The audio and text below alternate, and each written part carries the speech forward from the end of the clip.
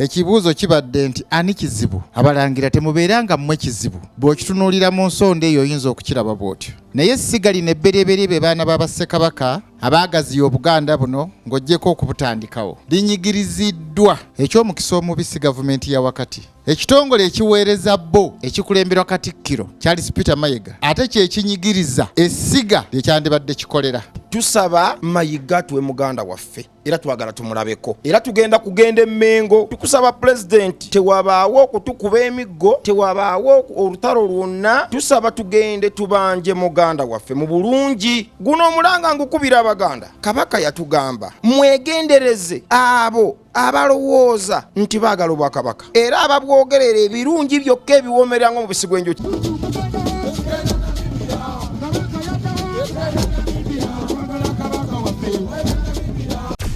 Export TV to the world.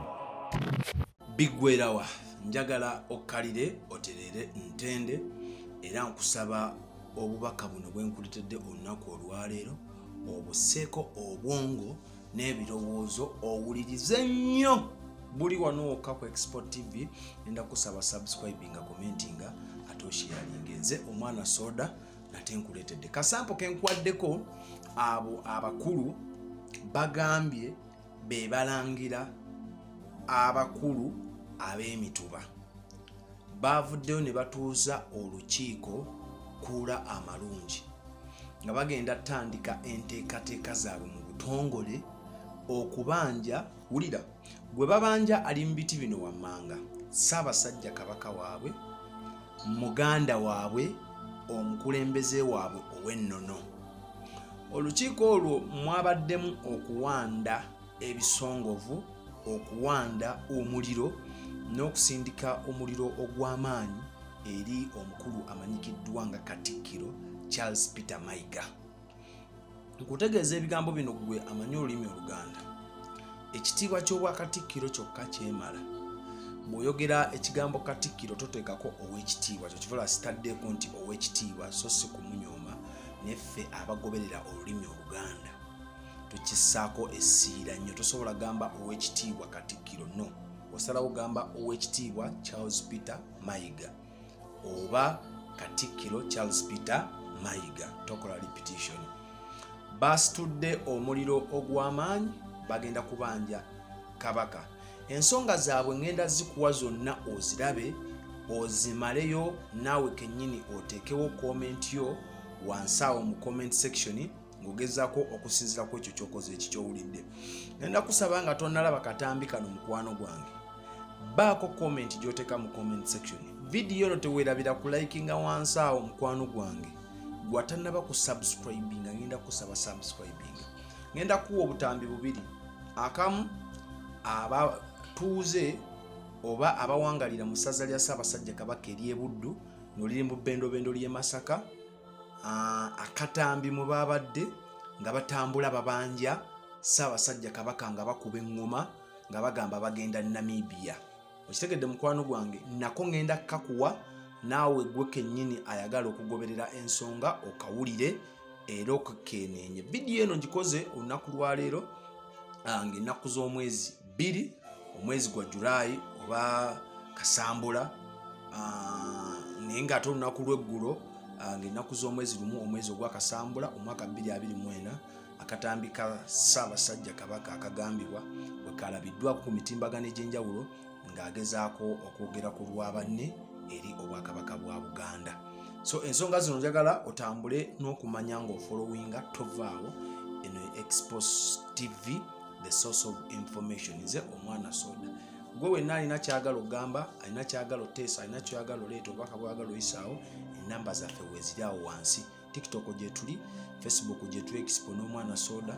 Osobola otunoonya. Kankulekera obutambi buno bubiri, akasooka ak'abataka nga bawanda omuliro, then n'akaaba Nabuddu nga bakuba eŋŋoma bagamba bagenda Namibia kulaba ku Ssaabasajja Kabaka. Mukama Katonda omulungi agire ng'akunkuumira. Ngenda kukomawo ne vidiyo endala ku bibuuzo enkuyanja by'olina okwebuuza ku bulamu bwa Ssaabasajja. Ani avunaanyizibwa okuuma Ssaabasajja Kabaka? era abatudde wano lwe lukiiko lw'abalangira abakulu b'emituba. Kyesisuubira nti mu Buganda eriyo olukiiko olubasinga kuba lino ly'essiga ebbereberye erikola obwa Buganda nga liddirirwa essiga ly'abataka. Essiga eryokusatu ly'essiga ly'abaweereza omuli Katikkiro n'ab'amasaza n'abalala.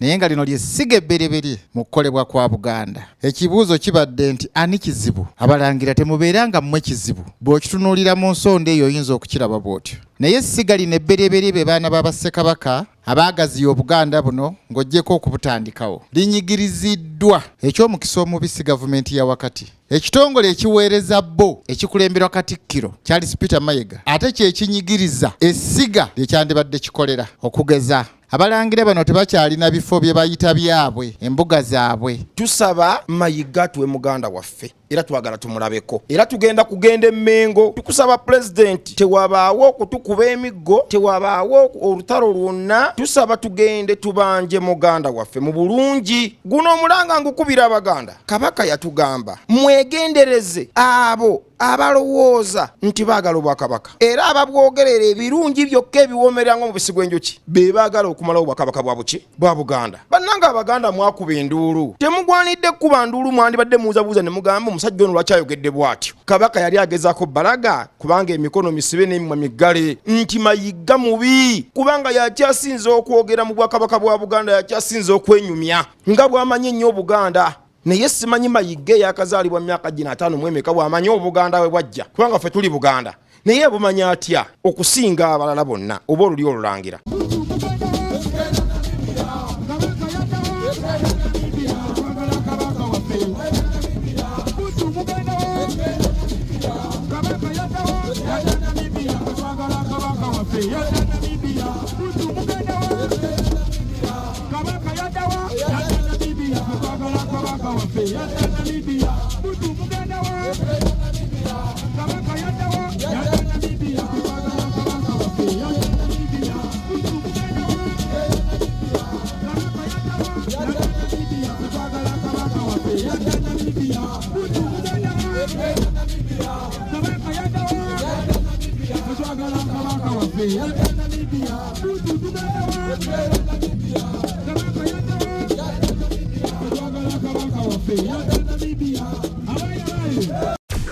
Export TV to the world.